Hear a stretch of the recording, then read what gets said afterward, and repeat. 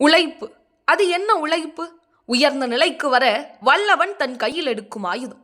அது புல்லானாலும் சரி, புரட்சி அறிவாளானாலும் சரி, உழைப்பு இன்றி உயரங்களை தொட்டுவிட முடியாது. மூட நம்பிக்கையை எடுத்தறிந்து உறுதியான உழைப்பால் உயர்ந்தோர் பலர். பின்புலம் தேவையில்லை, பிறர் உதவியும் தேவையில்லை.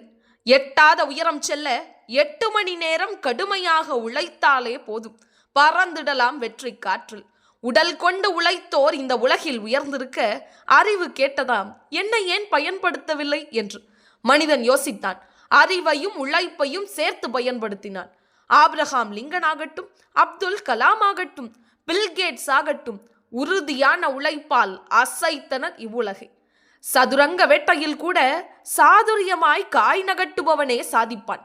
சோம்பலுக்கு கடிவாளம் போட்டு வீண் ஆசை எடுத்தெறிந்து தன்னம்பிக்கை எனும் ஆயுதத்தை தங்கமாக எண்ணினால் வென்றிடலாம் இவ்வுலகில். ஆம், சாதனை பல புரிந்திடலாம். எத்தொழிலாயினும் அத்தொழில் தெய்வத் தொழில் என்று ஆழ்மனம் இருந்தால், உண்மையாக உழைத்து விட்டால், உறுதியாக உழைத்து விட்டால், உலக சாதனையாளர்களின் வரிசையில் நாமும் நிற்கலாம்.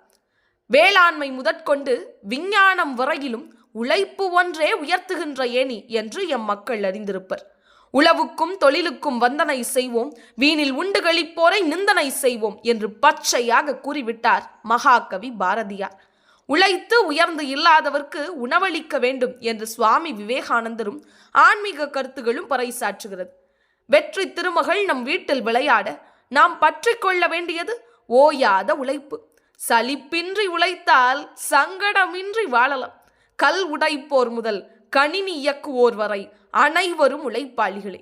உழைப்பு நமக்கு இல்லை என்றால் தாழ்வுதான் நம்மை தட்டி பார்க்கும். உழைப்பவன் உயர்கிறான், உழைக்காதவன் வாடுகிறான். உழைப்பு உழைப்பு உழைப்பு, அதுதான் நம் வாழ்வின் செழிப்பு. நல்வழிகள் பல உண்டு நாளை உழைப்பால் உயர்ந்திட. பற்றி பிடித்து அவ்வுழைப்பை பருகுவோம் எந்நாளும் பாக்கியமே. நன்றி.